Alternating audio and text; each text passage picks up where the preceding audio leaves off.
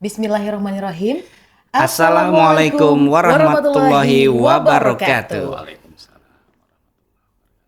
Shalom, Om Swastiastu, Namo Buddhaya, Salam Kebajikan, Salam Olahraga. Halo Sobat Muda, selamat datang kembali di Youth Center di Sparbetpora, Kabupaten Tanjung Jabung Barat. Bersama saya Arini Ayu dan rekan saya. Saya Aidi. Nah, kali ini tentunya kita akan membahas seputar yang lagi hangat-hangat diperbincangkan nih Bang Lagi Aidi. hot. Iya, benar sekali. Ya, ini berbicara tentang olahraga. Nah, tentunya Sobat Muda pasti tidak asing lagi dengan olahraga sepak bola ya, yang digemari mulai dari anak-anak, dewasa, remaja bahkan lansia gitu ya Bang. Lansia, iya Iya. benar. Nah, kali ini kita tentunya lagi disuguhkan dengan Piala Dunia 2026 nih Bang. Ini di mana sebenarnya Piala Dunia ini bukan hanya sekedar siapa yang menang ya, tapi tentang semangat sportivitas dan juga kebersamaan serta kerjasama tim nih Bang. Nah, kali ini agak sedikit berbeda nih Sobat Muda. Bahwasanya sebelumnya Piala Dunia 2022 lalu hanya 32 tim yang bermain. Tapi kali ini ada 48 8. tim peserta negara. Waduh, luar biasa. Ini FIFA mengeluarkan format terbaru nah tentunya. Dengar udah sih terbaru Iya ya. benar. Tapi sebelum kita lanjut nih Bang Aidi ya, kita nggak hanya berdua saja. Di sini kita sudah menghadirkan sosok tokoh yang luar biasa. Tentang beliau ini adalah satu orang yang sangat-sangat paham soal sepak bola di Abahnya. benar. Abahnya sepak bola Tanjung Barat. Iya, ini dia kita sambut ada Bapak Husaini Ini sarjana SH. hukum. Oh iya, apa kabar Bapak? Alhamdulillah baik. Mau dipanggil apa ini? Ini anaknya manggilnya Bapak atau Om Atau Abah? Abang. Tapi lebih banyak orang mengenal Pak Husaini ini Iya, Pak sebagai Husaini. Om Saini. Oh, benar. Saya juga manggilnya Bebas. Bebas ya. Om aja lah ya. Om aja ya. Biar familiar. Iya, sehat Om ya. Alhamdulillah. Alhamdulillah. Tadi Sehat. perjalanan ke sini aman. Aman. Perjalanan menuju ke sini lancar. Alhamdulillah aman. Tadi kebetulan ada acara pagi di Gerai UMKM. Langsung ke rumah sebentar, langsung ke sini. Luar biasa.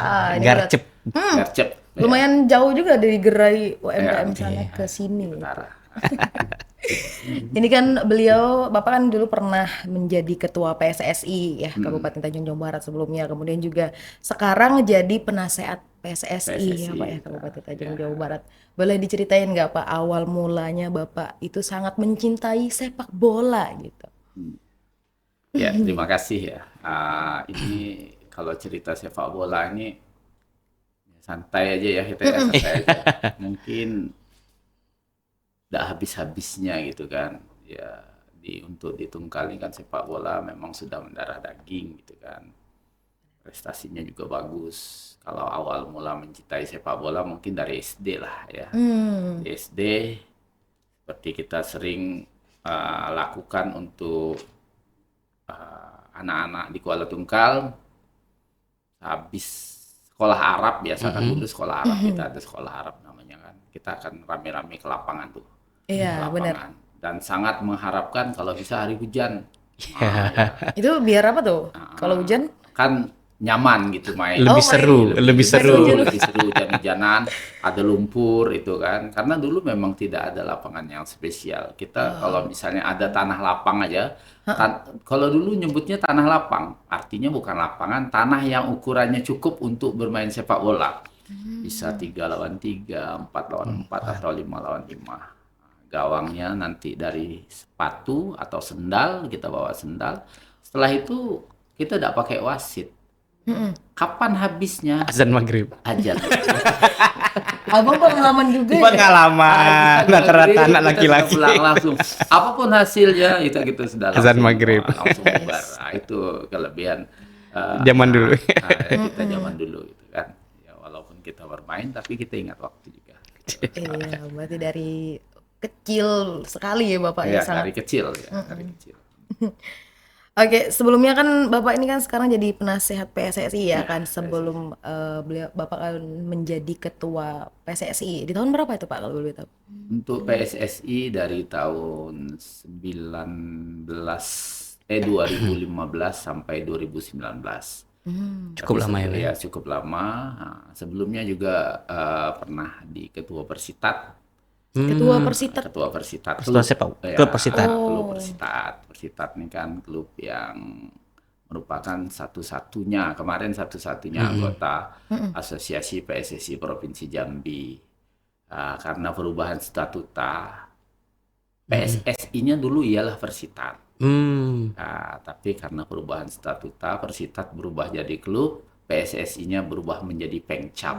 Jadi Pengcap PSSI, setelah itu berubah lagi, Pengcap PSSI menjadi Askap PSSI. Asosiasi Kabupaten Askap ya. PSSI itu pada saat itulah kami menjabat sebagai Askap PSSI sekaligus Ketua Persitat. Setelah itu Askap PSSI berubah lagi statutanya tahun 2025 lalu. PSSI Kabupaten. Jadi pengurus PSSI Kabupaten. Jadi tidak ada lagi askapnya sekarang. Oke, saya menarik yang Om ceritakan bahwa kita dulu punya klub namanya Persitat. Persitat ya. Nah, terus kan dulu pernah ada nih Om akuisisi klub dari luar gitu Om.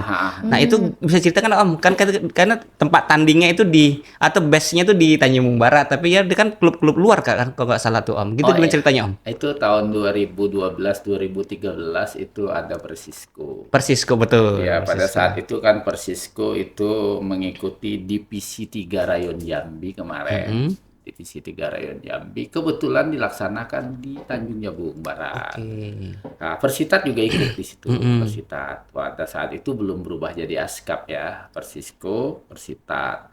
Pada saat itu justru Persitat yang meraih juara pertama. Persisco juara kedua. 1-2 itu lanjut untuk putaran selanjutnya. Kita pada saat itu ke Jakarta, pada saat itu kita masih lolos. Setelah itu putaran ketiga kita ke Bangka Belitung. Pada saat ke Bangka Belitung kita sudah kehabisan bensin. Iya betul. Kehabisan bensin, kita tidak mengikuti. Jadi putaran ketiga, keempat kita tidak ikuti lagi. Dan pada saat itu Persisco terus.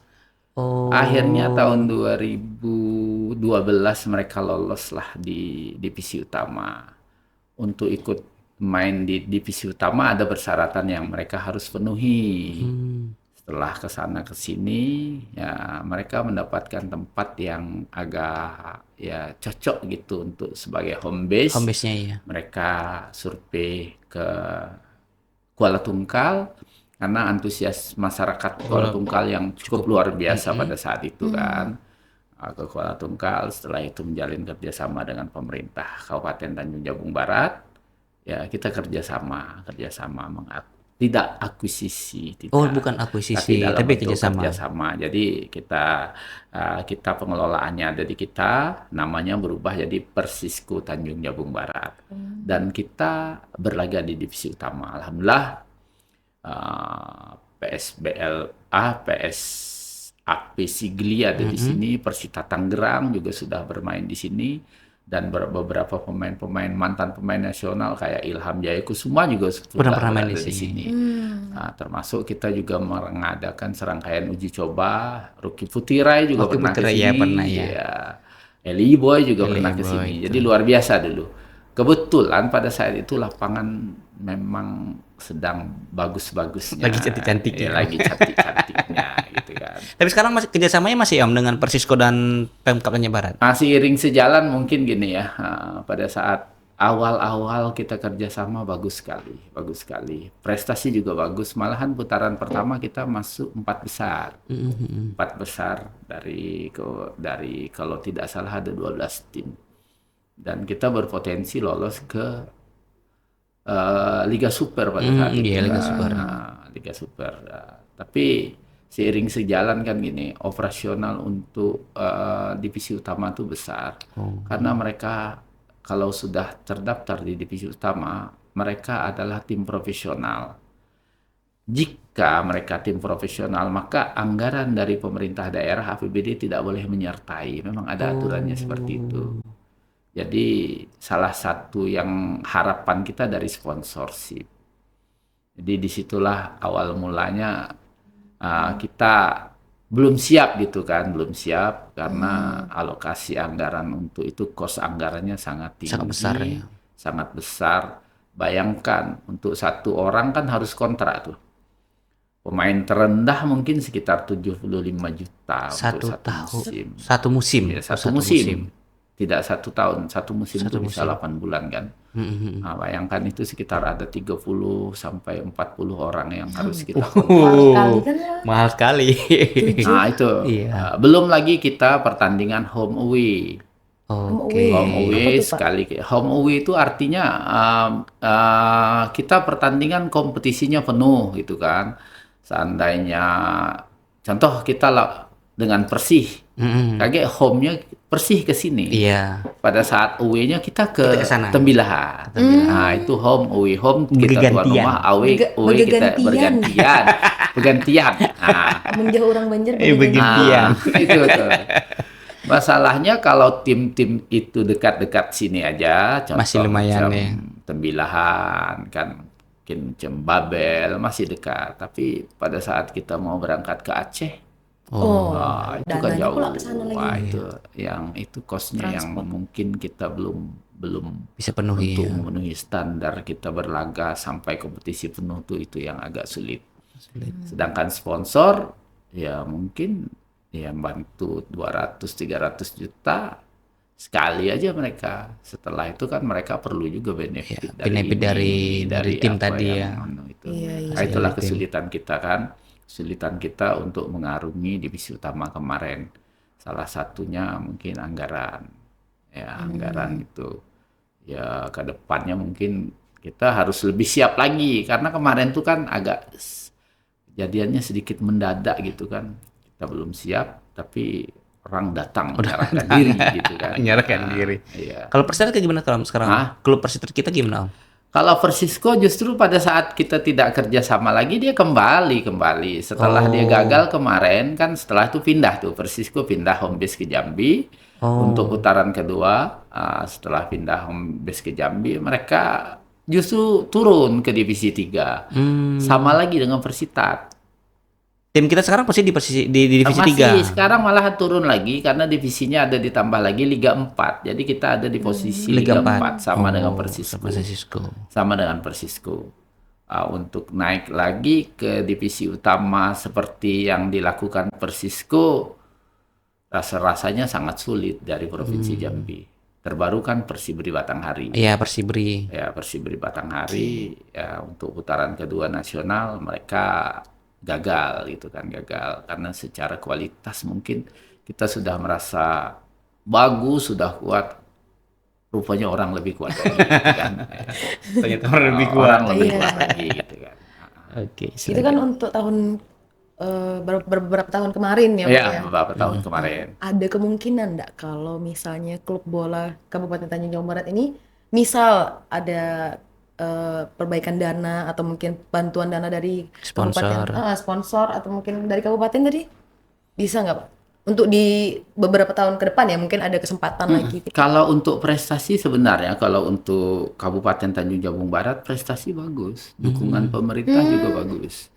Tapi prestasinya bukan prestasi untuk yang seperti ini, ajang prestasi seperti kita ikut ke Liga 1, Liga 2 atau itu. Tidak, itu agak sulit. Tapi kalau untuk prestasi kita seperti kita yang paling realistis itu untuk Porprov, Oh ya. Iya. untuk Gubernur Cup, kita sudah sudah ke titik itu malahan satu-satunya kabupaten yang 4 kali pelaksanaan Porprov selalu mendapat medali itu Tanjung Jabung Barat. Ya. Ya. Karena gini ya, Boleh lah. tahun 2012 ya 2012 kita ikut pada saat itu kita mendapat medali emas 2012 di Sarolangun Sarolangun. di Porprov oke. Porprov Porprov 2012 terus di 2015 di Batanghari kita agak sedikit menurun sebenarnya itu fluktuatif sebenarnya bukan menurun Betul. ya tapi mungkin orang lebih giat Lebih ya. giat lagi, iya. Ya, kita mendapat medali perunggu. Perunggu. Perunggu masih dapat. Masih dapat. Ya. Terus di 2018 di Kota Jambi kita masih dapat juga medali perunggu. Oh. Oke. Terakhir di Porprov 2023 masih di Kota Jambi kita medali perak. Oke, naik. Zamannya Pak Bupati. Bupati. Pak Anwar Sadat mungkin beliau sudah berupaya memotivasi anak, ya berupaya memberikan bonus terhadap Para siapa-siapa pemain. yang Iya. berprestasi, ya. Tapi kita alhamdulillah walaupun gagal juara pertama, tapi kita masih bisa ada kebanggaan meraih juara dua. Tetap pulang dengan ini, dengan medali. Harapannya di 2026 tadi kita harus dapat medali emas karena kita tuan rumah. Iya, tapi kan diundur ya. Diundur 2027. Tapi kan harapan untuk meraih medali itu harus tetap. Walaupun pelaksanaannya diundur. Keinginan untuk dapat medali emas tuh harus tetap ada gitu kan. Om sebagai orang yang mantan pemain, pelatih, kemudian juga banyak lisensinya yang Om pegang, melihat kesiapan tim kita untuk berlaga di 2027 nanti, sebagai apakah kan kadang-kadang kalau orang mengatakan bahwa kalau tuan rumah itu kan jadi punya nyawa 11 nyawa 12-nya ada tambahan itu. Tapi kalau secara fisik, secara skill dan secara mental ya latihan dari teman-teman yang di Persita untuk menghadapi 2007, apakah targetnya untuk mendapatkan emas itu adalah target yang realistis, Om? Masih realistis karena gini ya. Kita 2023 kemarin kan itu boleh dikatakan lokal abis gitu kan hasil pembinaan kita. Tahun 2025 kemarin kita Gubernur Cup. Dan kita masih masuk semifinal. Dan sebagian pemain itu masih potensial. Bang, kendalanya sekarang kita tahu bahwa sekarang kan ada efisiensi. Sangat mempengaruhi, Om, ya. Efisiensi Apapun anggaran. itu, Jadi efisiensi ini agak memukul juga olahraga, termasuk sepak bola kan. Olahraga sepak bola kan semenjak ada efisiensi ini kan kita justru agak kurang mengikuti event. Jadi ini kami khawatir kan ini akan mengurangi ini kan ibaratnya semangat kita untuk ini kan. Lagi pula ya pembinaan agak sedikit terhenti, tapi bukan berarti stop sama sekali, agak sedikit terhenti. Tapi efisiensi ini kan bukan berlaku untuk kabupaten kita aja. Semua. Ya, kabupaten yang lain.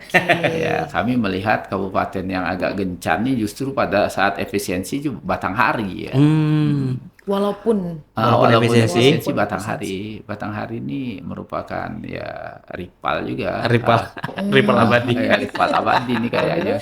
Karena di final 2023 Batanghari ya. yang juara. Om, sejauh mana sih Om pertandingan saat kita kan tim itu pertandingan uji coba nih ke beberapa tempat. Sejauh mana sih pertandingan itu mempengaruhi skill dari para pemain-pemain itu sendiri, Om? Kan sering kan kita kalau baca berita Indonesia pun kadang kalau mau tanding dia ada pertandingan uji coba dulu ke beberapa tempat, beberapa pemain, bahkan tim nasional pun juga melakukan itu ya. Tapi itu kalau untuk sejauh mana sih Pak Om mempengaruhi skill para pemain pada saat mereka ikut uji coba? Ya.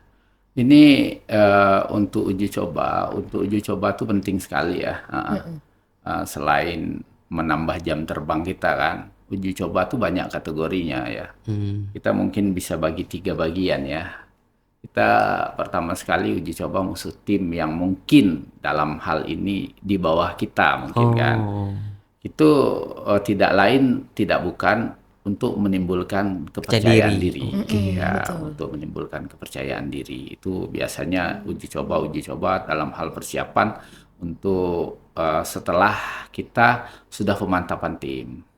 Nah, sebelum itu kita juga akan mengadakan uji coba untuk tim yang seimbang dengan kita, yang agak setara. Kita kan mungkin bisa banyak nih yang sama setara dengan kita. Untuk mengukur sejauh mana kesiapan kita dan di mana posisi kita gitu kan. Dan kita juga akan melakukan uji coba setahu kami nih ya ini untuk melawan tim yang di atas kita. Biasanya ini lebih untuk bagaimana kita bisa melepaskan diri dari tekanan. Kan di atas bawahnya tekanan. Kalau orang bagus kan kita tekanan.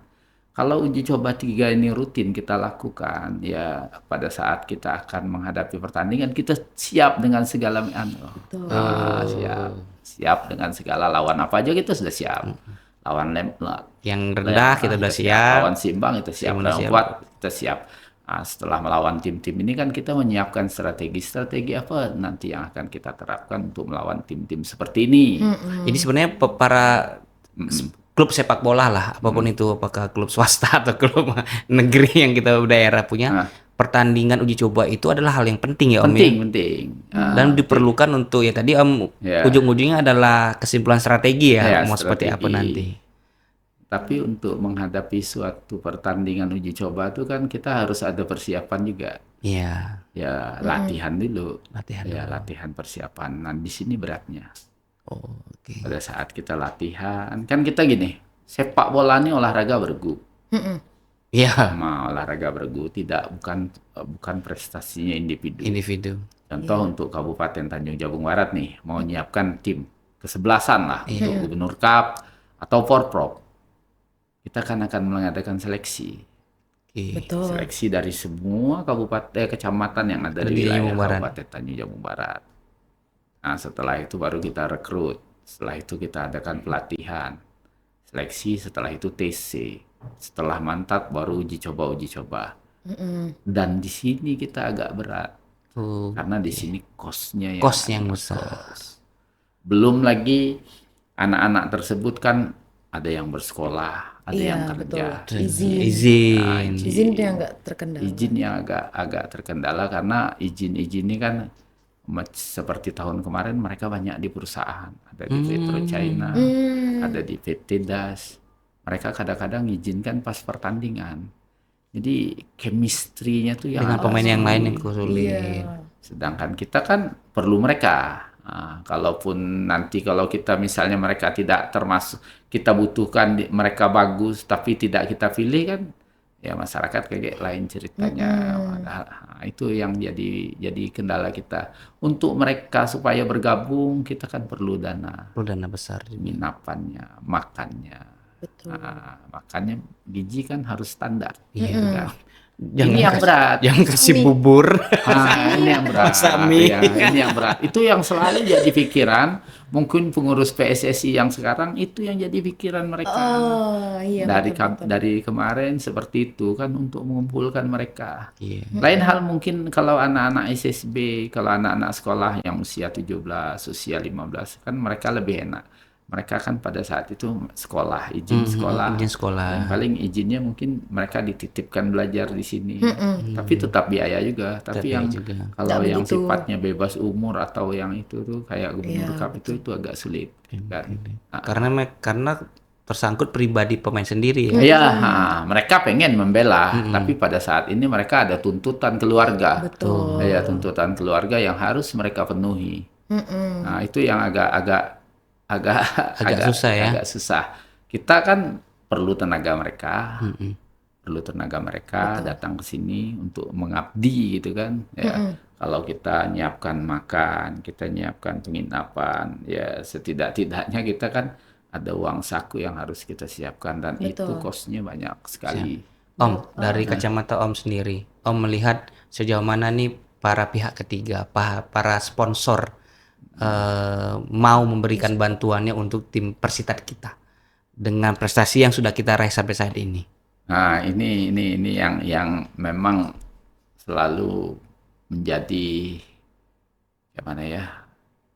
Orang luar selalu menyampaikan ke kita, orang kabupaten lain, Tanjung Barat enak katanya. Situ ada fitur Ada ini, ada Ada, itu. ya, ada ini Ada bos ini, ada bos begitu itu. banyak. Tapi yang untuk menggali itu yang belum maksimal mungkin. Mungkin kita perlu bantuan dari PSSI juga harus getol juga kan. Menarik investor-investor itu untuk sebagai sponsorship lah untuk kegiatan-kegiatan kita, persiapan kita. Dan mereka juga tidak bisa sendirian, mungkin harus ada dorongan Beberapa juga dari sponsor, ya. pemerintah Oh, dari iya. itu kan. Kalau mungkin ini bisa bekerja sama dengan baik, mungkin sponsor akan tergerak juga hatinya. Karena sponsor ini sifatnya mungkin tidak secara terus-menerus. Ya, Ada mereka pada keterbatasan saat juga ya. mereka memberikan bantuan, tadi setidak-tidaknya kalau pada saat mereka sudah maksimal memberikan bantuan, prestasi bagus, mungkin akan berkelanjutan. Betul. Tapi pada saat mereka memberikan bantuan, tahu-tahu prestasi jeblok. Ini Sekali mereka kadang-kadang sekali itulah. Sekali itulah itu yang repot kita. Yang repot, ya. Sedangkan pengurus ini kan mereka sudah habiskan waktu, pikiran, tenaga di situ, malahan kadang-kadang iuran mandi kuda gitu kan. Jadi tak ada sepak bola nih agak gitu kan, agak Tidak semudah itu tidak gitu semudah ya, yang untuk kita melaksanakan bayangkan sebuah gitu kan. pertandingan gitu Ya betul. Tidak segampang itu untuk melaksanakan pertandingan yang mungkin belum lagi piala-pialanya gitu Iya. kan, pasti mau dipikirkan. Ofisialnya, Om, ya. Ofisialnya. Izin Tim izinnya. kesehatannya. Betul. Banyak sekali itu kan. Luar biasa sekali. Nah, ini kita sedikit agak geser lagi nih Pak. Nah, ini kan tadi udah di awal kan Arin ada informasi bahwasanya sebelumnya di 2022 Piala Dunia ini ada 32 negara. Iya. Nah, sekarang kan FIFA udah mengeluarkan format baru ya Pak ya, dari 32 ditambah jadi 48 negara dan ini dibagi 12 regu masing-masing, ada 4 ya, grup, negara. Nah, itu menurut Husaini sendiri nih, itu apakah membuat lebih efisien atau lebih mungkin lebih positifnya kita jadi lebih lama nonton Piala Dunia gitu? Menurut pendapat Husaini itu gimana? Jadi gini, ya sejauh ini ya sampai ke semifinal, ya sepak bola Piala Dunia dilaksanakan di Meksiko, Kanada dengan Amerika Serikat. Jadi sejauh ini pertandingan sampai semifinal ini sangat luar biasa gitu kan. Paling besar juga ini Iya, Om sangat katanya. luar biasa, dan spirit untuk menambah jumlah ini hampir seluruh dunia, mungkin seluruh negara menyetujui ini. Karena Jatah main. kesempatan kita untuk tampil di Piala Dunia itu jadi lebih besar. Betul, betul. Contoh Asia yang tadinya cuma 5 atau 6 negara, sekarang 9 wakilnya. Hampir Indonesia. Hampir lolos. Indonesia. Lagi sedikit. Sampai putaran kelima. Ya, gitu benar, kelima, Nah, itu iya. dulu, Kualifikasi itu kan, babak kualifikasi. jadi itu hasrat untuk tampil ke Piala Dunia tuh Itu pasti besar. sangat luar biasa gitu kan. Bayangkan ya, di 32 negara nih kita sama sekarang dengan Italia. Italia tidak lolos. 48 tim tidak lolos ya. Italia ya? Nah, Italia sudah 3 Piala Dunia berturut-turut dia tidak pernah lolos. Jadi kesempatan kita sebagai negara yang boleh dikatakan kita bukan negara ke-1, kedua, kita bisa boleh dikatakan negara ketiga untuk perkembangan sepak bola, terutama di dunia. Itu kita sangat antusias dengan adanya 48 tim yang berlaga di Piala Dunia. Ini sangat positif sekali, memberi kesempatan. Betul. Dan untuk diketahui bahwa belum ini habis, FIFA sekarang sudah menggodok untuk 64 tim negara di Piala Dunia, Selanjutnya. Portugal, Spanyol nanti. Nah, spiritnya memang tadi untuk memberi kesempatan seluas-luasnya agar setiap negara punya kesempatan tampil. Karena di sini di Piala Dunia tahun ini banyak kejadian-kejadian justru luar biasa ya. Kita kan tidak tahu nih Cape Verde, Tanjung Verde kata Tanjung orang. Verde. Kalau orang Tungkal kan kadang-kadang nonton Tanjung Senjulang. Ya. Kita Kipernya ya. searching tuh Iya. Cape Verde. Oh, negara Baru tahu. kepulauan yang dekat Afrika Barat, ya, yang penduduknya mungkin lebih banyak dari Kabupaten Tanjung Jabung Barat, sekitar 500 ribuan, lolos Piala Dunia dan menahan Spanyol. Iya, betul. Nah, itu sangat luar biasa. Cape Verde, akhirnya kita searching, wah, pencarian ke Cape Verde itu. Kan luar biasa tuh. Artinya mereka kesempatan aja tampil di Piala Dunia yang belum ada sikit, tapi setelah tampil mereka memberikan bagaimana gitu Kemampuan terbaiknya. bisa mengeluarkan kemampuan terbaik dia, menunjukkan kepada kami ini ada. Iya, betul. Cape Verde ada. Gara-gara Selama sepak ini- bola ini ada negara Tanjung. Ada Tanjung Verde atau Cape Verde kan. Nah, jadi positif nih. Ya kami berharap dengan penambahan 48 dan ada wacana menjadi 64, Wow, luar biasa. mudah-mudahan Indonesia ada di situ. Amin. Tapi Om kalau menurut dari awal berapa 32? 32. 32 naik jadi 48, kemudian naik lagi rencana jadi 64. 64. Secara kualitas pemain yang tadi, apakah itu kan kalau 32 itu kan ada seleksi yang ketat tuh Om. Hanya 32 pemain saja, 32 tim saja yang main. Kemudian ada lagi 48 di seleksi ketat hanya 48. Kemudian naik 64. Penambahan jumlah ini apakah mempengaruhi dengan kualitas pemain yang ikut dalam Piala Dunia itu sendiri? Ya, itu yang jadi mungkin sisi minusnya Sisi gitu kan. minusnya. Mereka kan Jadi kemarin kan ketakutan FIFA gini. Ketakutan FIFA dari 32 tim, ya jadi kan 32 tim kan lebih selektif berarti. Iya. Kemampuan yang bagus-bagus aja yang tampil Iya, kan. yang tampil. Tampil. Tapi nyatanya setelah jadi 48 tim, Korea Selatan sudah bisa ngalahkan tim-tim lain. Jepang sudah bisa ngimbangi Brazil. Betul. Sudah tuh Jepang juga seri dengan Seri. tim-tim Eropa. Favorit juga tuh Belanda, tapi bisa dibuat seri 2-2 oleh Jepang kan. Walaupun pada akhirnya mungkin yang lolos ke babak 16 besar Asia kan cuman diwakili oleh 2 tim. Ya di situ Australia 1, ya Jepang 1. Australia kalah, terus Jepang juga kalah dengan Brazil. Tapi kan itu menunjukkan bahwa kualitas secara tim tidak jauh beda.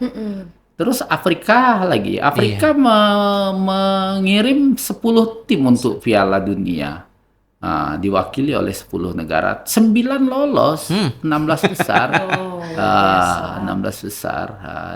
32 besar. 32 Jadi besar. itu kan suatu hal yang luar biasa gitu kan.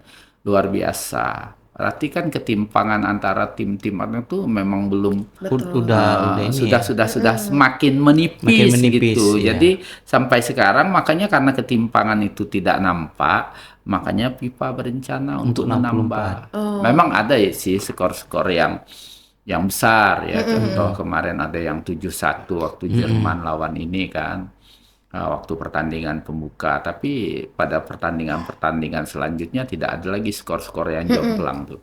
Paling 2-1, 3-2. Ghana juga bagaimana mereka Senegal juga bagaimana mereka mengimbangi Belgia gitu kan. Berarti Pak, intinya walaupun 64, 48, 32 itu tetap akan diseleksi lagi. Iya. Dan tetap yang akan tampil di 16 besar itu tadi kan tim-tim terbaik gitu lah berarti intinya ya, Pak, ya. Tetap tim terbaik. Ya kita akui ya, Piala Dunia tahun ini luar biasa. Baru tahun ini peringkat 1, peringkat 2, peringkat 3, peringkat 4 lolos semifinal. Betul, ini termasuk Peringkat 1 semifinal. kan Iya, Prancis, peringkat 2 Argentina, peringkat 3-nya Spanyol, Spanyol. peringkat 4-nya Inggris. Nah, justru yang final peringkat 2 dengan peringkat 3. 1-4 hilang. Iya, 1-4 hilang. Aduh. Berarti Bapak sering nonton setiap malam enggak nih Pak? Hampir. Hampir setiap Hampir malam. setiap, karena memang hampir. Luar Cuman biasa. tadi malam Cuman tadi malam ketiduran. gitu kan. Biasa lah itu. Berarti ini kan tinggal Argentina dan juga Spanyol. Spanyol. Nah, nih kira-kira kita boleh tahu nggak nih? Prediksi. Prediksi. Atau kira-kira siapa yang akan menurut Om? Mungkin menang atau kalahnya itu bisa ada pilihan. Tapi kalau kira menurut Om dari permainan Argentina, kemudian ada juga Spanyol, belum ditambah juga beberapa isu negatif dari Argentina tentang pengaturan scoring, ada hukuman dari FIFA segala Itu. macam. Iya. Tapi kita di luar itulah Om. Di Om luar melihat itulah. pemain. Pemain Skillnya ya, Bang, skill ya? dari Skill Argentina aslinya. dan Spanyol ini, apakah mereka itu punya skill yang sama pada dasarnya, hanya butuh keberuntungan sendiri yang bisa menentukan pemenang?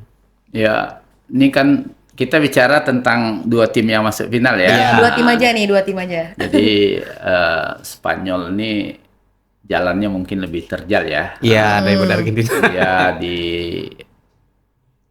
16 Enam besar mengalahkan Portugal ya. Iya. Portugal ya, tim favorit juara gitu kan. Setelah itu Portugal apa siapa ya? Mereka juga mengalahkan Perancis di semifinal. Nah, itu dia tuh Pak, kan soal Prancis dengan Spanyol tuh kan banyak tuh prediksi, wah Prancis karena ada 3 bintang utama itu Iya. ada Abang Mbappe, Ya. Abang Abang Mbappe, Kalau Olise. secara permainan gini ya, secara permainan mungkin beda Prancis mungkin dengan Spanyol gitu ya waktu kemarin. Kalau secara materi pemain Prancis itu luar biasa ya dari Iya. bawah, tengah, depan. Mereka depannya bintang 5 semua. Iya. Kan, main bintang Iya. 5. Gelandang juga bintang 5 semua. Ya, cuman secara chemistry, secara kolektivitas tim Spanyol lebih bagus. Karena Spanyol ini rata-rata pemainnya ada di Liga Spanyol. Liga Spanyol, Barcelona, Betul. di situ kan mereka lebih kental nuansa chemistry-nya lebih Chemistry-nya. bagus gitu kan. Apalagi di situ ada pemain tengah Rodri. Ya, Rodri kan pemain yang memperoleh Ballon d'Or tahun kemarin gitu kan, yang menunjukkan kualitas, dan di situ ada pemain yang the next Lionel Messi ya kan. Di situ ada Lamine Yamal gitu kan. Sedangkan di Perancis mungkin semuanya bintang. Betul. Cuman mereka lupa bahwa mereka berhadapan dengan Spanyol. Oke. Saya justru menjagokan Perancis kemarin. Karena saya mengidolai Perancis dari zaman Zidane dulu kan, sekarang ada Mbappe di situ. Tapi Spanyol menghancurkan semua. Iya, itu kan sebuah kejutan baru Ya, gitu ya Pak ya, sampai kejutan. orang Sepertinya kalau dikatakan kejutan tidak juga. 5 pertemuan terakhir 3 dimenangi oleh Spanyol tuh. Jadi termasuk di Piala Eropa dengan United Nations kemarin di semifinal, Spanyol lebih dominan terhadap Perancis. Nah, tapi memang pada saat Piala Dunia ini di penyisihan Perancis kan lebih terlinas. betul. Perancis mencetak 16 gol. Tapi Spanyol perlu diingat mereka cuma kebobolan 1 gol. Itu itu yang dia, membuat luar biasa. pertahanan Spanyol tuh luar biasa. Dia pertahanannya ketat, disiplin tinggi, sehingga membuat Mbappe hilang gitu kan. Ya, hilang di lapangan. Olise juga hilang. Pada saat Olise Mbappe hilang, mungkin yang lainnya mungkin terpengaruh juga. Makanya Spanyol pantas untuk ke final. Dan akan berhadapan dengan Argentina. Ini cerita Argentina nih. Nah, ini dia nih. Kita Argentina. Argentina mungkin secara kualitas mungkin lebih bagus Spanyol lah. Secara kualitas ya lebih bagus Spanyol untuk bintang-bintangnya. Tapi mereka punya Lionel Messi gitu ya. Mereka punya Lionel Messi. Saya penggemar Cristiano Ronaldo. Biasanya CR7. CR7. Biasanya penggemar Cristiano Ronaldo itu akan membenci Messi karena selalu dikomparasi, komparasi terus. Digoreng. Siapa yang lebih hebat, Messi atau Ronaldo? Kalau penggemar Messi sampai ke ujung langit itu akan dipertahankan Messi itulah. Begitu juga Ronaldo. Saya sebenarnya penggemar Ronaldo. Tapi Messi memang pada saat ini dia lebih bagus, lebih baik gitu kan. Saya berpikir berikan aja bola ke Messi. Apapun yang dilakukannya itulah keputusan terbaik. Iya, gitu ya. Berikan aja bola ke Messi. Jadi Messi luar biasa menginspirasi pada saat ini kan. Di usia yang 39 tahun dia top skor ya. Ya. Ngalahkan Haaland yang masih muda seperti robot yang alien, Haaland, Harry Kane yang sedang dalam puncak performance-nya, terus Mbappe. Justru Lamine Yamal yang digadang-gadang sebagai pengganti Lionel Messi ini justru tenggelam. Messi yang sudah disisa masih begitu bersinar itu kan. Masih begitu bersinar gitu. Nah, inilah yang menjadi senjata andalan Argentina. Betul. Nah, Argentina. Kalau yang dikatakan orang tentang tadi masalah diuntungkan, Iya, diuntungkan oleh ya, FIFA. kalau dalam perjalanannya mungkin Argentina mungkin dalam sebelum Karir. semifinal dia selalu menghadapi tim yang peringkatnya jauh ya, jarang dia top 10 tuh tidak ada dia, justru yang paling Swiss mungkin peringkat 19 ya, Cape Verde peringkat 67 atau situ Aljazair mungkin peringkat berapa jauh kan, tidak ini kan Untuk di peringkat itu tadi ya Pak ya? di peringkat itu mereka relatif lebih mudah gitu, tidak seperti Spanyol mungkin. Spanyol kan dari awal sudah tapi Spanyol kan dikejutkan juga dengan Cape Verde. Walaupun pertandingan pemuncak di grup kan mereka mengalahkan Uruguay sehingga dia lolos tetap sebagai juara grup kan. Spanyol tuh lebih teruji, tapi itu tadi faktor Lionel Messi, dan sebagian orang menganggap mungkin kan Messi ini anaknya FIFA. Iya, itu kan sudah banyak tuh ramai di TikTok dan di beberapa media sosial lain kan itu anak-anak FIFA. Itu mungkin salah satu yang menyuarakan itu penggemar CR7. Pokoknya kalau udah ada Tapi yang bukan ucap kami, itu. bukan kami. Iya, Om, siap Om. Nah, Pokoknya jadi, kalau ada yang ngomong anak FIFA itu pasti penggemar Ronaldo. Kenapa coba? karena selalu rivalitas mereka tuh, bayangkan mereka nih dua-duanya alien. Iya, alien. Betul. Dalam 20 tahun sepak bola, dalam hampir 2 dekade, 1 dekade setengah lah, mereka menguasai Bener-bener. itu saing. Nama terus. mereka tuh berkibar di Iya, mana-mana. untuk membandingkan antara Ronaldo dengan Messi agak sulit gitu kan. Pasti orang juga mengkomparasi yang lain antara Pelé dengan Maradona. Iya, Kalau di balap motor mungkin orang akan membandingkan antara Marquez dengan Rossi.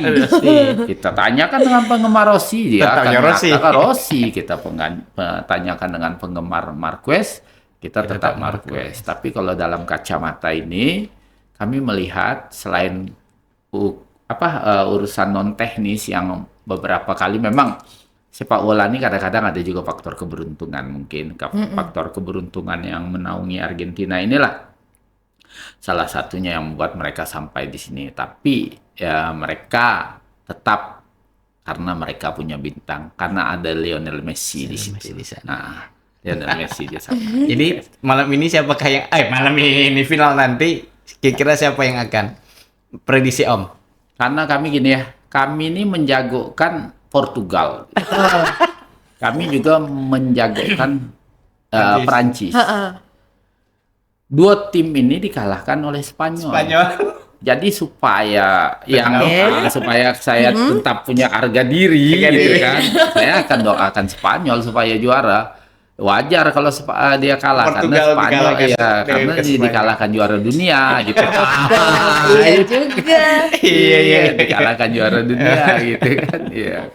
Tapi kan Pak, kalau Portugal bukan Spanyol dengan Argentina ini ya, ini salah satu mimpi indah untuk fans Barcelona, ya kan? Nah, karena sama-sama kalau di Barcelona kan darinya Spanyolnya itu sendiri, terus di Argentina ada Lionel Messi tadi. Jadi mungkin bagi fans Argentina ya, mau siapapun yang menang, mereka tetap happy. Tim Barca. Iya, ya udah katanya nobarnya pakai baju Barcelona aja gitu. Jadi ini ya. Nah, itu dalam sepak bola memang hal-hal seperti ini memang tidak bisa dikesampingkan gitu kan. Fans Madrid mungkin akan lebih menjagokan Spanyol. Nah, itu sekarang kan karena Spanyol tidak ada kan itu, karena tidak ada pemain Madrid di Spanyol. Betul. Tahun ini tanpa pemain Real Madrid. Ya, padahal pada saat mereka juara dunia tahun 2010 kemarin, kan Spanyol satu kali masuk final. Satu kali masuk final dia juara. Tahun 2010 pada saat itu pelaksanaan Piala Dunia di Afrika Selatan. Nah, mereka final lawan Belanda, gol 1-0 itu dicetak oleh pemain Barcelona, Andres Iniesta. Tapi perlu diingat, Mereka di belakang punya Carles Puyol. Puyol. Mereka punya Sergio Ramos. Itu bahu-membahu mereka. Pemain Barca dengan Madrid. Madrid di situ kan. Spanyol kan identik dengan Barca, identik dengan Madrid. Gitu kan. Pada saat Spanyol final dengan Argentina nih kalau boleh dibilang cuma Lionel Messi yang mantan pemain Menggendong. ini kan, ya, yang pemain Barcelona. Tapi Barcelona ini identik. Orang ingat Messi ini kan identik dengan Barca. Messi identik dengan Argentina. Dua. Jadi siapapun pendukung Barca pasti akan tetap mendukung Messi atau Spanyolnya. Spanyol Jadi Visca. mereka akan berpikir siapapun yang juaranya tetap Barca nih. Barca identik dengan Visca Barca Spanyol gitu kan. Visca Barca. Ya. Nama fans Barca. Tapi itu kan depends. Tapi tidak di masing-masing negara, tidak. Itu fans klubnya aja yang Fans situ. club saja. Iya, tapi contoh kemarin rivalitas, bagaimana rivalitas Inggris dengan Argentina. Kan? Dikaitkan dengan perang Malvinas. Iya. Bahwa Inggris dengan Argentina terlibat konflik memperebutkan pulau di Falkland gitu kan. Malvinas. Sampai tahun 1982 mereka perang. Hasil referendum bahwa masyarakat di sana lebih memilih berada di bawah Inggris tahun 2013. Tapi Argentina kan tidak sepenuhnya rakyat Argentina menerima kan. Masih sampai sekarang. Mereka slogannya mah kita melawan penjajah nih gitu ya. Jadi walaupun ya sepak bola tapi tetap ada unsur-unsur ya tetap. politiknya, unsur-unsur sejarah dulunya. Iya tetap. Kemudian ada aja netizen. Rivalitas Ada tetap. rivalitasnya. Tetap di selalu itu kan bumbu-bumbunya supaya bagaimana FIFA senang yang ini nih. Iya. Rame. Jadi rame dan Antusias orang lebih nonton, tinggi, lebih semangat. lebih banyak yang nonton. Kan kalau untuk stadion kan jelas penuh semua, tapi kan pemirsa di layar televisi kan Jauh itu lebih luar biasa gitu kan. Karena rivalitasnya selalu sebagai bumbu tuh, bumbu untuk perseteruan. Memang tadi malam kita lihat pertandingannya sedikit keras. Keras, gitu kan. iya. Betul. Tapi saya coba balik lagi nih ke yang di awal tadi bahwa ada negara-negara yang kayak Tanjung Verde tadi yang secara peta pun kita tidak tahu itu gimana, tapi punya kemampuan sepak bola yang ya lumayan bisa kita diakui juga karena bisa menahan, bisa membuat tim-tim besar pun juga lumayan mempertahankan diri kan dari serangan mereka. Kalau kita bicara seperti Tanjung Verde itu, kacamatanya ke Indonesia, apakah kita juga bisa bicara seperti Tanjung Verde itu nanti Om di Piala Dunia 30 2030 nanti? Jadi sebenarnya kita sudah mau mengarah ke situ ya. Salah satunya mungkin dengan gencarnya naturalisasi ya. Karena suka atau tidak suka, senang atau tidak senang, sepak bola ini merupakan kultur suatu negara gitu kan. Betul. Ya kalau kita pikir ya, orang Brazil suruh ngegeluti bulu tangkis mungkin mereka tidak akan berprestasi sama dengan Indonesia gitu. Begitu juga mungkin kalau Amerika Serikat mungkin kan Spanyol mungkin. Kalau Spanyol masih mending lah ya karena ada pemain-pemain bulu tangkis mereka. Jadi ini kultur. Kultur tuh yang coba kita inikan. Karena kita tahu bahwa orang kan akan membandingkan gitu. Masalah postur tubuh kita masih pendek orang itu, tapi orang akan bantah nanti Lionel Messi pendek masih bisa. Itu pengecualian mungkin di antara 1 miliar orang mungkin ada orang pendek yang bagus itu, tapi seperti Maradona, kan? Lionel Messi gitu kan, tapi rata-rata kan di situ kan karena kultur. Jadi kita sudah ngarah situ. Kita ada program naturalisasi tujuannya untuk bagaimana meningkatkan daya saing Indonesia ya. Betul. Ya kita juga tidak nutup mata untuk hal-hal seperti itu. Memang pada saat ini Amerika Latin jarang menaturalisasi. Tapi perlu kita ingat juga bahwa di Argentina ada McAllister gitu kan. Iya, McAllister. Tidak ada nama McAllister Di Argentina. di Argentina kan, bahwa ya mungkin dari Skandinavia ya, yang mungkin besar di sana atau lahir di sana, dan dia merupakan figur juga sentral juga. Dan kita tahu juga tim Brazil ya, tim Prancis. Prancis tuh hampir separuh lebih itu keturunan. Betul. Keturunan. Prancis separuh lebih keturunan di situ. Karena mereka yang tadinya berjuang untuk Prancis, pengen membela Prancis, yang melepaskan idealisme kedaerahan, kesukuan atau asal kan.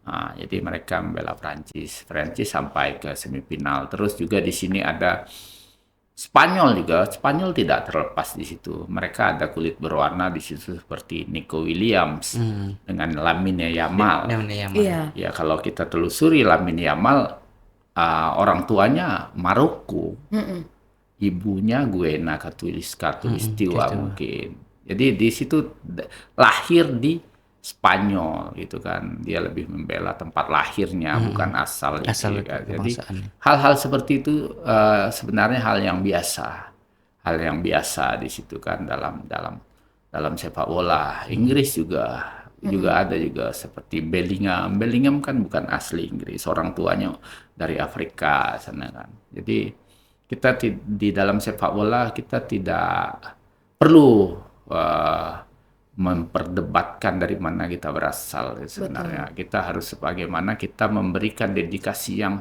penuh untuk sepak bola, dan di mana kita tinggal, di mana yang kita bela, disitulah yang kita pertahankan gitu kan, kita junjung.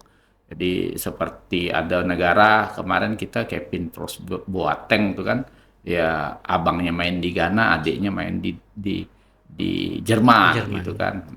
Karena memang mereka ada darah Jermannya, ada darah Ghananya di situ kan. Karena ya memberi kebebasan ke mereka lah, milih mana yang paling penting. Pada saat mereka sudah menentukan pilihannya, mereka akan mendedikasikan seluruh kemampuannya untuk negaranya gitu kan. Menurut pandangan Om, Indonesia kan sudah banyak naturalisasi nih. Sejauh mana permainan Indonesia itu berubah pada saat kedatangan pemain-pemain naturalisasi? Kan pada kata Om tadi bahwa terkadang-kadang sebuah tim itu seperti Spanyol, mungkin lokal pride-nya lebih banyak, pemain lokalnya lebih banyak, dan ketemu chemistry-nya. Dibandingkan kan pemain-pemain yang tiba-tiba datang nih, walaupun naturalisasi, tapi kan dia mungkin lokal pride-nya atau lokal chemistry-nya belum tentu dapat. Nah, Indonesia Justin Hubner Justin Hubner. Kalau di Indonesia dengan banyaknya, mungkin disebut mulai banyak ya naturalisasi pemain kita, apakah ini menghilangkan lokal pride-nya atau justru keuntungannya adalah kita mau cari perkembangan permainan dari sebuah tim? Ya, itu memang itu menjadi dilema ya, pada saat kita diberi kebebasan untuk mencari pemain-pemain naturalisasi itu jangka pendek sebenarnya kan. Jangka pendek, bahwa kita merekrut mereka mungkin dalam jangka pendeknya kita lolos ke 2030 ya. Tapi kalau untuk jangka panjang kita mungkin ke 2034 atau 38. Kalau 2004 ke 2038 tuh kita artinya kita harus mengadakan pembinaan dari sekarang. Betul. Bahwa pembinaan itu kan dimulai dari usia dini. Ya, usia dini itu usia 7 tahun kan. 7 tahun pada saat mereka siap tampil berarti kalau ikut Piala Dunia sekitar 24, berarti kita harus perlu waktu sekitar 16 tahun untuk membina mereka gitu kan. Membina mereka seperti itu dengan konsisten, dengan komitmen, dengan itu kan, supaya mereka terlahir gitu kan. Tapi terlepas dari itu kita bicara tentang kultur gitu kan. Tentang kultur ya. Kultur. Orang juga sering menyampaikan bahwa masa penduduk kita yang 300 juta tak bisa cari 11. Betul, itu sering paling digaungkan itu. Tapi kita jangan berkecil hati dengan gaung-gaung seperti itu. Kita contoh Spanyol ya, penduduknya 41 juta ya, sekitar 40 juta. Bahwa pemain sepak bolanya 1 juta lebih tuh. Jadi pemain sepak bola yang aktif ya 1 juta lebih, kulturnya lebih itu. Bandingkan dengan Indonesia. Indonesia kalau tidak salah catatan terakhir penduduknya 300 juta, pemainnya cuma 78.000 gitu kan. betul mempengaruhi kulturnya Om ya. Nah, jadi keinginan orang untuk bermain sepak bola tuh di sana lebih besar daripada kita di sini.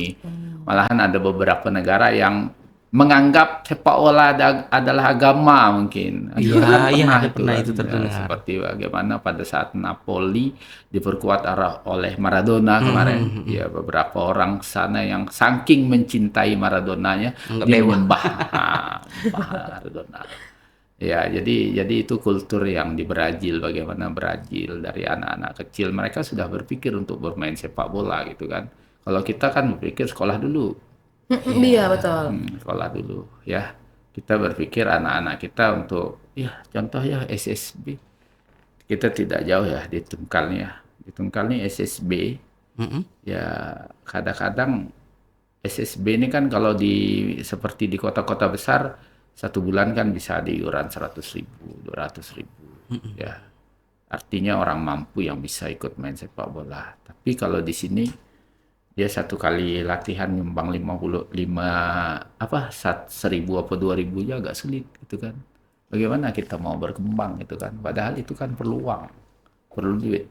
Nggak mungkin orang misalnya pelatih karena punya lisensi melatih terus padahal dia perlu bertanding, perlu itu yang kurang di situ. Orang-orang di Indonesia lebih senang anaknya menghabiskan duit enak daripada 150 atau 250, kamu les komputer aja. Kamu les ini. Lebih cenderung menekankan anaknya ke sekolah. Ya, ke sekolah aja enak sekolah. Nah, karena kan pilihannya sekolah, ya kaget sekolah, kuliah, bekerja. Bekerja. Nah, kalau di sana main bola, pekerjaan. Nah, Berarti memang mindset atau kultur tadi ya Om. Ya, Mungkin di kultur, kita culture. Indonesia umumnya bahwa sepak bola itu adalah permainan. ya, Betul. Bukan hiburan dan bukan sebuah Iya. pekerjaan. bukan pekerjaan. Oke, jadi itu karena ya seperti kata Om tadi mereka 40 berapa 40 juta. 40 juta, 1 Yang main juta 1 juta. pemain. Pemain sepak Kita bola. 300 juta, 300 Ya 0,0 berapa persen kita ya. cuma 70 ribuan Iya, pemain yang 70.000. aktif. Sejuta pun Nggak sampai. nggak sampai sejuta. Nggak sampai sejuta. Iya. Tapi memang kita masih memilih sepak bola itu sebagai hiburan, belum sebagai pekerjaan itu. Belum sebagai pekerjaan itu kan. Oke. Nah, jadi menurut Om saya ini kan tadi kan udah ngebahas soal bahwasanya sepak bola itu cuman permainan. Berarti itu harus ditingkatkan minat, kemudian kesadaran diri dari seorang pemain itu sendiri tadi kan, entah dari orang tua. Nah, itu gimana tuh menurut Om saya ini cara untuk mengatasi mungkin yang apa namanya sepak bola itu tadi kan adalah sebagai permainan aja gitu supaya minatnya jadi lebih Ya, itu yang selama ini yang kami alami gitu kan. Kami kan bikin SSB ya. Dulu ada SSB Bocah Junior. Nah, ya. Itu membina anak-anak. Ya. Kami kendalanya kan masalah itu support dari orang tua. iya, Orang betul. tua kan mereka kalau namanya SSB fondasinya itu kan harus dengan orang tua. Ya mereka selalu mengharapkan pemerintah. Padahal kan peran pemerintah di mana, ini di mana, orang tua di mana, di situ kan. Nah, kita harus sama-sama semuanya, harus ada support. Jadi main sepak bola malahan ada beranggapan, jangan main sepak bola, kaki kamu patah. Ya, terus itu kan, ya. Iya. Ya memang kan pemain kontak fisik ya Om ya. Kontak fisik karena full body Full body contact. gitu kan. Jadi itu kan terus juga sampai kemana kamu main sepak bola katanya kan. Betul. Nah, padahal izin sekolah kadang-kadang kan, itu yang mengedukasi. Kalau kita berpikir bahwa tambah banyak keahlian anak, tambah mudah mereka akan mendapatkan koneksi dan gitu kan. pekerjaan. Ya. betul. Pekerjaan mungkin di situ kan, walaupun ya mungkin orang tua kita salah satu untuk mendapatkan pekerjaan itu melalui jalur pendidikan, bukan olahraga. Ini bukan sepak bola aja. Iya, seluruh Mungkin yang olahraga. seluruh olahraga itu agak kerepotan di situ kan. Ya mungkin atletik juga bisa aja orang mendapatkan pekerjaan karena kemampuannya atau karena prestasinya. Itu yang mau kita tanamkan kepada orang tua. orang tua sekarang. Ya, kalau itu tidak bisa, mungkin kita agak repot sebenarnya. Apapun yang akan kita lakukan akan terbentur gitu kan.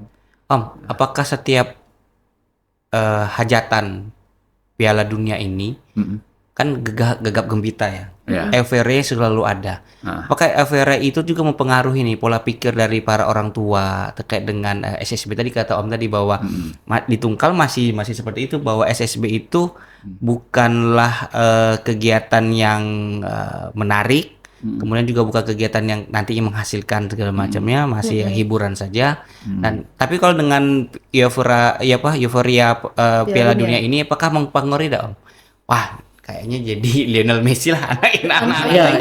Iya. Itu biasanya setelah Piala Dunia akan ada boom efek salju ya. Efek saljunya. Ya, efek domino dari itu kan. Pada saat sehabis Piala Dunia ini akan banyak tuh menjamur. Tapi kadang-kadang cuma bertahan 1 tahun setelah itu.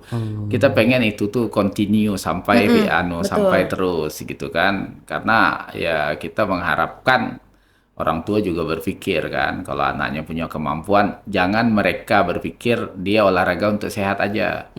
Tapi coba mindsetnya dirubah, dia berolahraga untuk meraih prestasi juga, selain sehat juga prestasi. Kan selama ini banyak untuk sehat aja. Jadi sudah sehat badan sudah gitu kan. Tapi bahwasanya mereka juga bisa berprestasi, ya itu yang kita perlu rubah gitu kan. Begitu juga pelatih kita di sini, bukan sepak bola aja, semua olahraga lah, supaya menyamakan persepsi seperti itu. Kalau sudah itu sama persepsi, kita mungkin akan lebih mudah gitu kan. Lagi kota kita kecil di sini, bisa terpusat di sini. Sarana yang disiapkan pemerintah sudah cukup lumayan gitu kan. Sudah cukup lumayan. Kita tuan rumah Porprov nanti kan. Salah satu semangat kita, spirit kita untuk jadi tuan rumah supaya sarana terbangun. Dan sekarang kan sudah mulai banyak sarana terbangun kan, walaupun belum maksimal kan, tapi setidak-tidaknya bisa dimanfaatkan, bisa dimanfaatkan. Dari kacamata Om sendiri, pembinaan usia dini untuk anak-anak di Kabupaten Jepang Barat, U17, U13 ya Om? 13 ya. Ada itu sejauh mana Om pembinaan kita nih menurut kacamata Om? Apakah itu banyak nih para pemain? Kadang-kadang ada beberapa tempat, beberapa daerah undernya U13, U17 mereka tuh banyak. Tapi di U23-nya mereka menghilang karena kayak kata Om tadi bahwa lagi-lagi sepak bola tuh bukan pekerjaan. Jadi mereka cari kerja segala macam. Tapi ada beberapa daerah yang U13-nya mereka nggak bagus, U17-nya nggak bagus, tapi punya U23 yang bagus segala macam. Nah, Tanjab Barat ini termasuk dalam kategori apa Om? Nah, itu yang sekarang nih agak kurang ya gitu ya. Kalau kemarin kan kita banyak SSB. Sekarang kami bukan di Tanjab Barat juga, mungkin di seluruh kabupaten kecuali Batanghari yang sekarang masih kelihatan ya. Kayaknya agak ada redup sedikit tuh pembinaan dari usia 9, usia 11, 13, 15, 17. Padahal kan itu harusnya berkesinambungan, nggak boleh stop. Karena ada namanya filosofi sepak bola nasional ya, Vilanesia tuh kan. Nah, jadi dia tuh kalau dia misalnya dari TK ke SD, dari SD ke SMP, dari SMP ke SMA, dari SMA kuliah, baru siap tampil gitu kan. Kalau periodisasi ini tidak, dia misalnya langsung ke SMP, mereka akan kekurangan dasar. Kekurangan dasar. Kalau misalnya dia tidak, misalnya periode kedua mungkin dia tidak pengurang mental. Periode ketiga mungkin dia kekurangan teknik atau seperti apa kan. Jadi dia periodisasi ini untuk supaya matang dia siap tampil harus ikut. Kadang-kadang kita misalnya lagi musim nih usia 17 saja kita ngabaikan yang bawah. Usia 13 kita ngabaikan yang di atas. Kalau kita ikuti semuanya, alokasi anggaran ke situ kita tak ada, waktu kita tak ada. Ya, tidak seperti ya Batanghari ya. Batanghari kami perhatikan lapangan sepak bolanya banyak.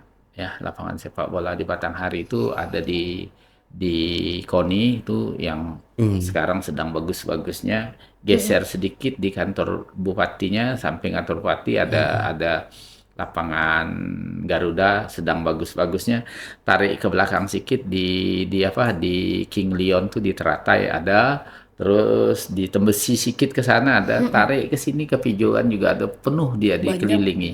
Sedangkan kita cuman ada di Persitat. Hmm. Persitat Satu. disitulah OPD mau main juga, Iya, iya. disitulah orang tua-tua juga main-main juga, anak-anak mungkin kebagian. Kalau misalnya latihannya cuma 1 kali seminggu, tidak ada yang bisa kita Oke. terapkan. Om, saya tertarik selain permainan 11 orang kan juga namanya futsal, Om. Futsal ya. Iya. Ah. Sejauh mana Om melihat, kalau dulu kan banyak pemain-pemain misalnya di Brazil, itu kan mereka itu kan raja-rajanya futsal. Kemudian futsal. mereka naik ke level besar itu untuk bermain untuk 11 orang. Nah, di Tanjung Barat sendiri polanya seperti apa, Om? Apakah pembinaan itu bisa diawal dari pemain-pemain futsal ini sendiri, terlepas umurnya berapa?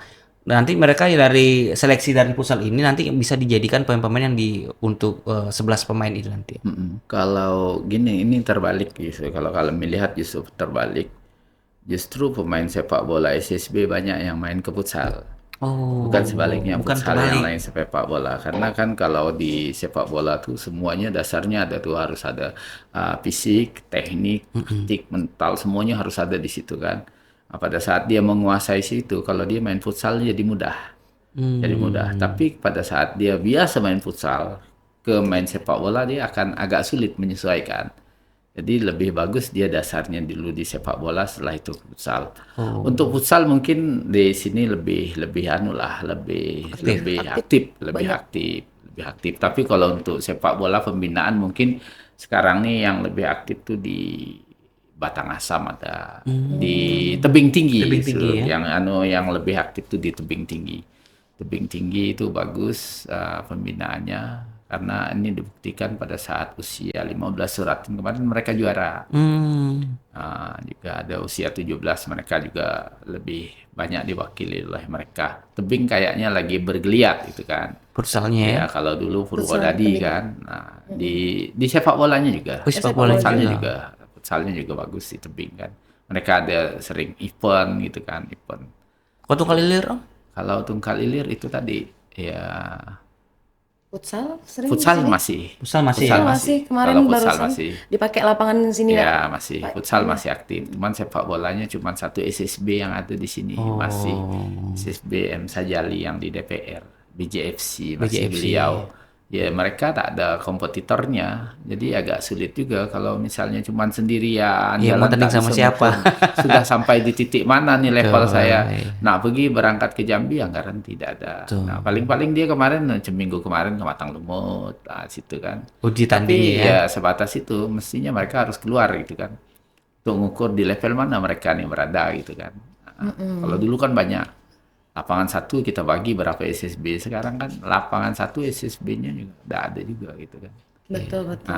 Artinya juga dengan jumlah SSB yang cuma satu. Iya satu. Artinya kita juga menghilangkan kompetensi lokal artinya. Iya betul. Artinya memang butuh orang lain. Orangnya. Butuh pemain lain, butuh klub lain untuk mengukur sejauh mana kemampuan dari satu klub itu sendiri Iya, ya, Om. betul. Nah, kalau kita bawa ke daerah lain, kita juga butuh dana untuk segala macam. Dari permasalahan ini, Om, yang mungkin dari SSB itu sendiri yang kita kurang, kemudian karena SSB hanya satu, kompetisi lokal juga tidak ada, kemudian juga dana yang harus dibutuhkan. Tiga-tiga ini kalau Om melihat yang paling utama membuat faktor sepak bola Tanjung Barat ini secara umum ini masih di level ini sekarang seperti apa, Om? Nah kompetisi lah. Kompetisi. Jadi rohnya olahraga tuh sebenarnya kompetisi. Kalau kompetisi ada, otomatis ada lah tuh. Contoh kemarin kita kan buat antar SD ya, Iya, antar SD walaupun dalam antar SMP. Pas itu tahu-tahu muncul lah. Tapi kalau mereka cuma latihan, cuma tidak ada pertandingan, sulit. Iya. Pertandingan di luar ada, tapi kalau kita mengharapkan keluar terus kan biaya besar. Jadi kalau misalnya ada kompetisi, tetap kompetisi ada, rohnya organisasi itu kompetisi.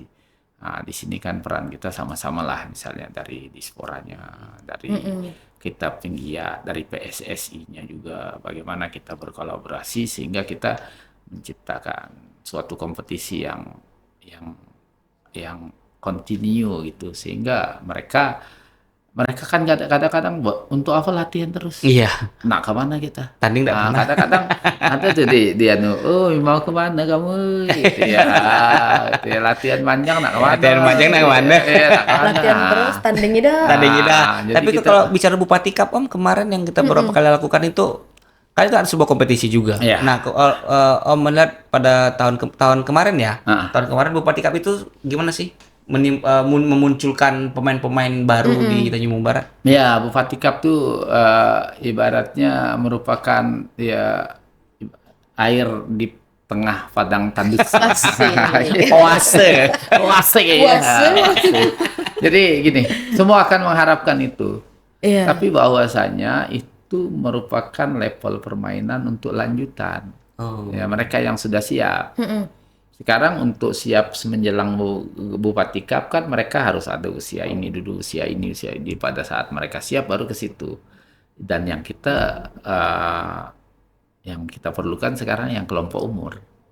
Nah, kelompok umur inilah itu tanggung jawabnya merupakan PSSI, Dispora, Dinas Pendidikan juga harus ada di sini kan karena kelompok umur nih maunya usia-usia sekolah.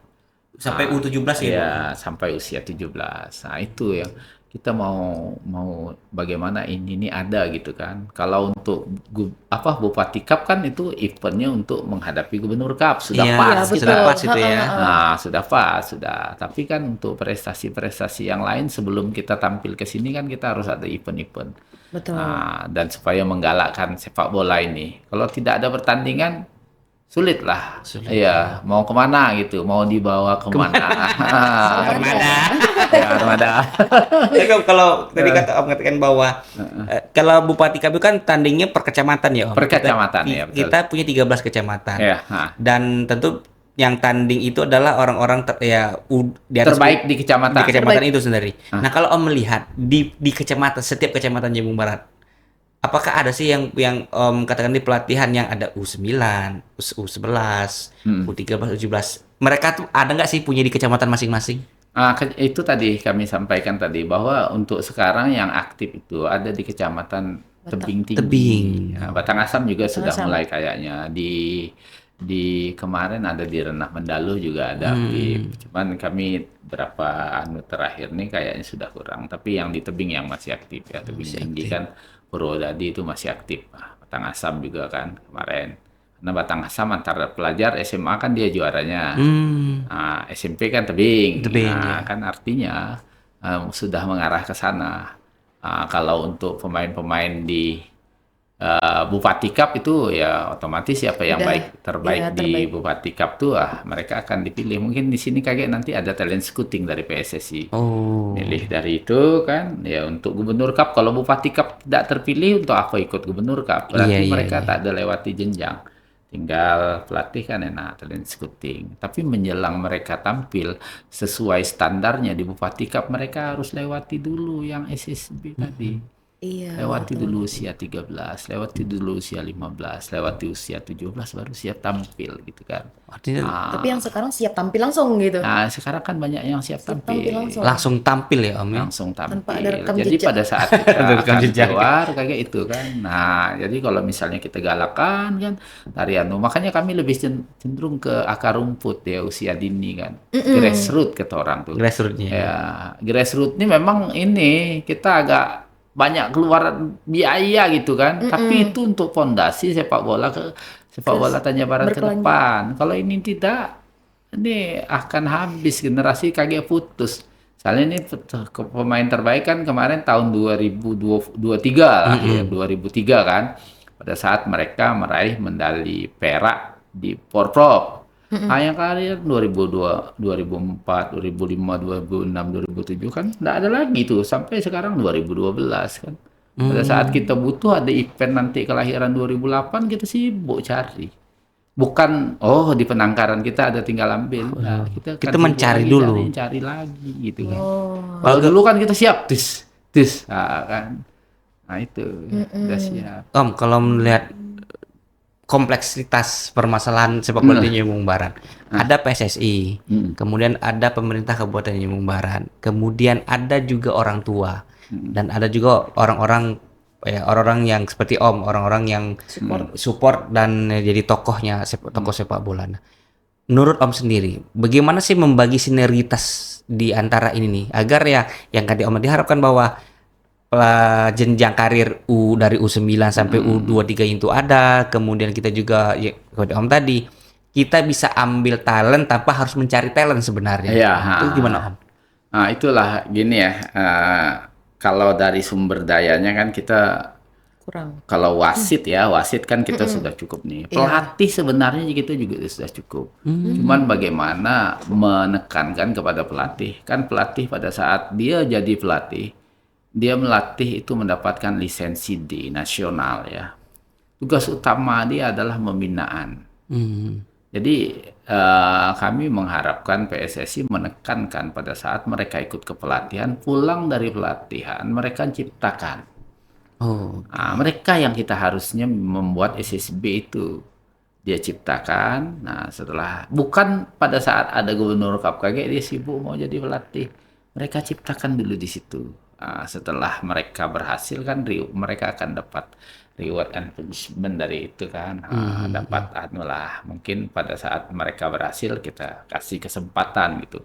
Sekarang nih yang ada ini pelatih pada saat mereka setelah menyelesaikan pendidikan mereka tidak nunggu job kayak kapan gubernur kapan itu. Jadi job ya Om ya jadi job di situ kan. Padahal perlu ditekankan bahwa pada saat mereka jadi pelatih lisensi D, tugas utama dia menciptakan pemain, bukan memilih dari orang-orang yang sudah itu. Dia menciptakan. Pelatih itu menciptakan pemain yang untuk lisensi D ya. Lisensi D. Kayak lisensi A mungkin tinggal memilih pemain, lisensi B memilih pemain kan. Nah, kalau lisensi D si nasional tuh dia menciptakan. Dia ibaratnya sebagai kawah Chandra di muka. Nih pemain aku silahkan ambil. Silahkan pemain pelatih C. Nah, itu perlu dianukan kepada pelatih kita bahwa kalau mereka kompak mungkin satu orang ciptakan 10 atau 5 orang. Nah, kayak silahkan ikut seleksi kan enak. Ya, jadi bersinergi terus gitu kan. Nah, ini yang mau dianukan. Kami mengharapkan peran pemerintah PSSI lah di sini kan, karena kan di sini ini kan regulasi itu PSSI yang punya gitu kan.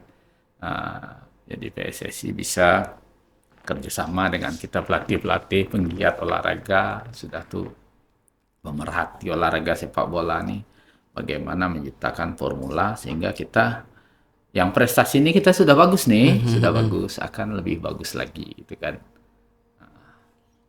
Berarti intinya harus mereka keluar dari pelatihan bukan menunggu masyarakat untuk dilatih, tapi mereka mencari masyarakat untuk dilatih. Harus ya, gitu. Dia ciptakan. Menjadi hunter ya Om. Hunter pemburu ya. Jadi hunter talent hunter ya, hunter talent.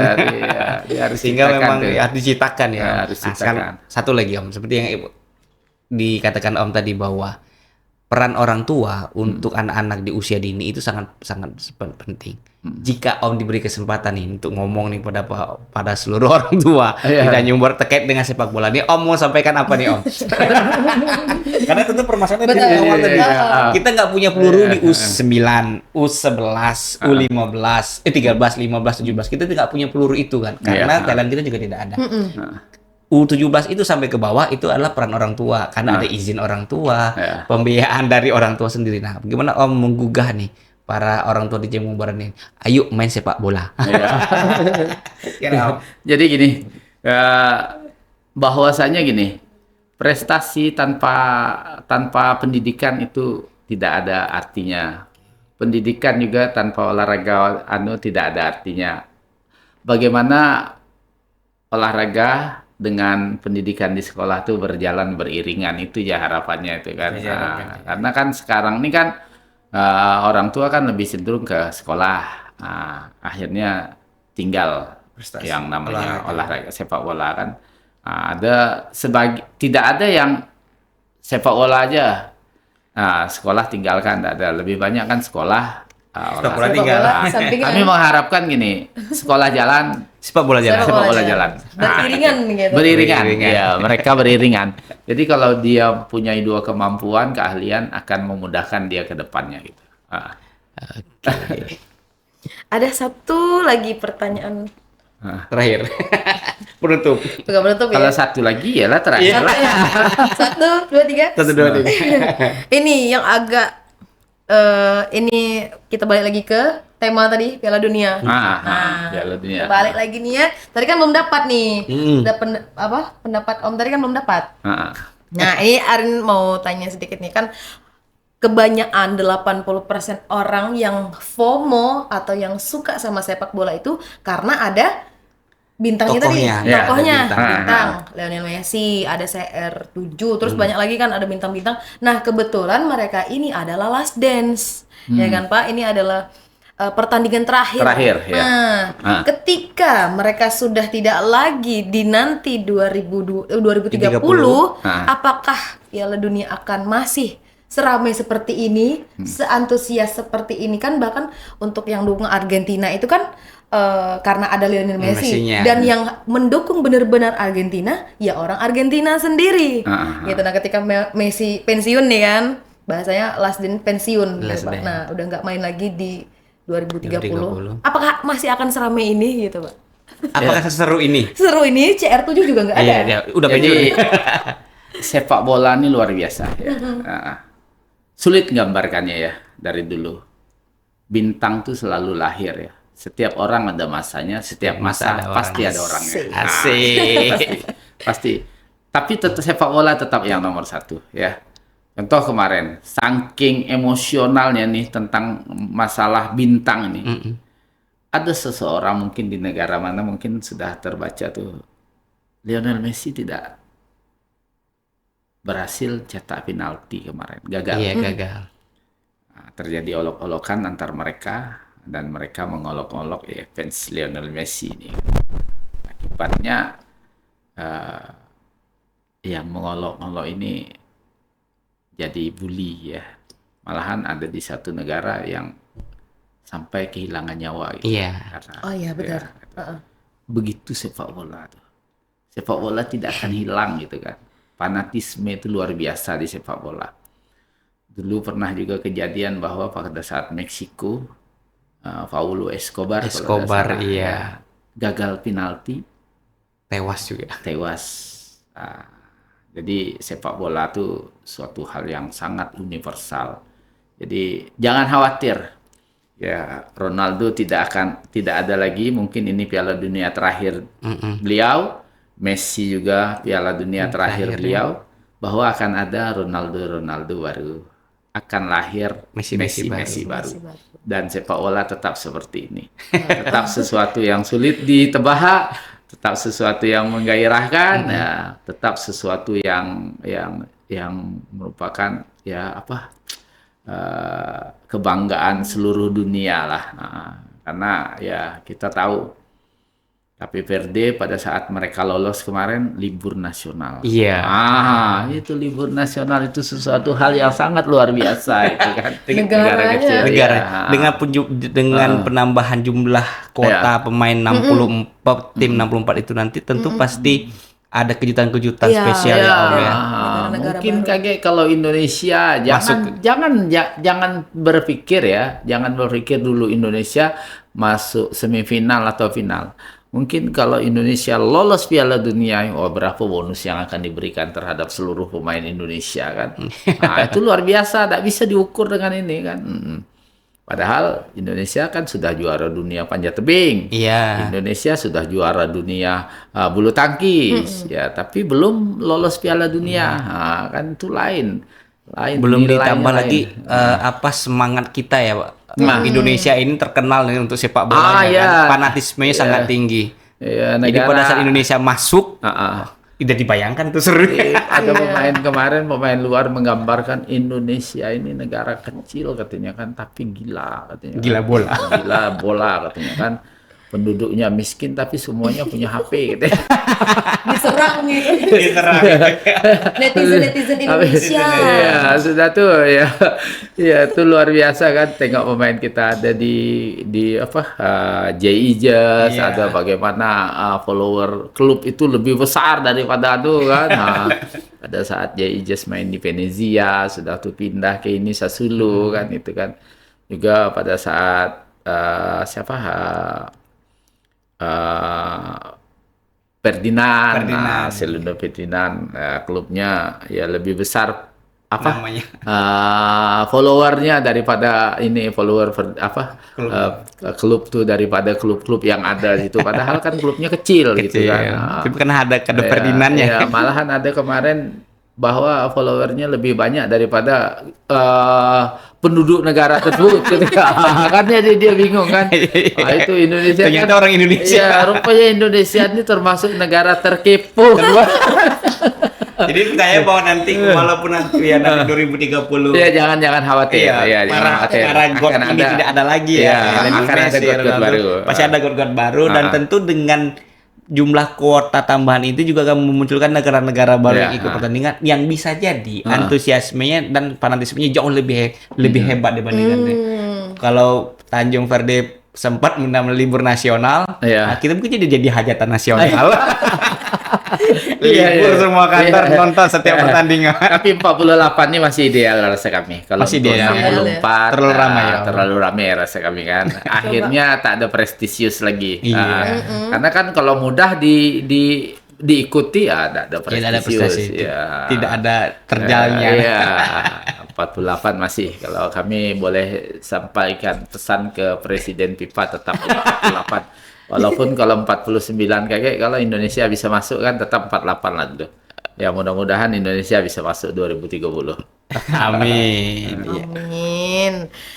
Pesan untuk generasi muda di Indonesia, terutama khusus Tanjung Tanjung Jabung Barat, supaya bisa lebih semangat lagi. Ini pesan Bapak untuk kalau dikasih kesempatan untuk memberikan spirit ya, semangat untuk Para para pemain pemain. muda dan para pemain kita di Tanjung Barat. Para pemain sepak bola Tanjung Barat. Pesannya gitu. Pesannya apa? Ini agak bingung nih. Jangan menyerah. Jangan menyerah ya. Ya. Jadi gini, ya bahwa hari ini prestasi kita bagus ya. Besok kita akan lebih bagus lagi. Itu aja pesannya. Dan untuk menjadi lebih bagus lagi kita tidak bisa diam. Ya. Kalau kita tidak bisa lari, kita tidak bisa lari ya jalan. Kalau tak ada bisa jalan merangkak. Tapi jangan sampai diam. Berhenti. Karena tidak akan bisa yang ada yang kita lakukan kalau cuma diam. Kita harus bergerak gitu. Wah, Oke. filosofi darinya abahnya sepak bola Tanjung Barat. Jangan berdiam. Jangan Iya, berdiam. jangan berdiam. Jangan Jangan berdiam. berdiam. Hashtag nih Om Udin. Hashtag jangan berdiam. Jangan diam. Kalau tak bisa terbang, lari. Kalau tak bisa lari, Jalan. Kalau tak bisa jalan, Merangkak. Jangan sampai diam. Gitu.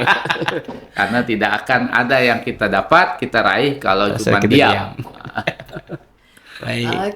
Oke, tak terasa kita udah berada di penghujung podcast hari ini ya, Bang Aidi, dan juga kami ucapkan sebelumnya terima kasih untuk Om Saini yang udah hadir di sini meluangkan waktu yang sangat berharganya ya, dan berbagi cerita tentang Piala Dunia, pengalaman beliau dan juga harapan-harapan untuk Kabupaten Tanjung Jabung Barat. Terima kasih Om Saini. Dan Piala Dunia ini bukan sekedar hanya tentang siapa yang menang, siapa yang kalah, tapi tentunya semangat juang, kerjasama, sportivitas antar pemain. Dan tentunya di mana siapapun nanti yang akan menang, maupun Spanyol atau Argentina, sama-sama luar biasa. Saya Arini selaku host pada hari ini pamit undur diri, dan rekan saya Aidi. Assalamualaikum warahmatullahi wabarakatuh.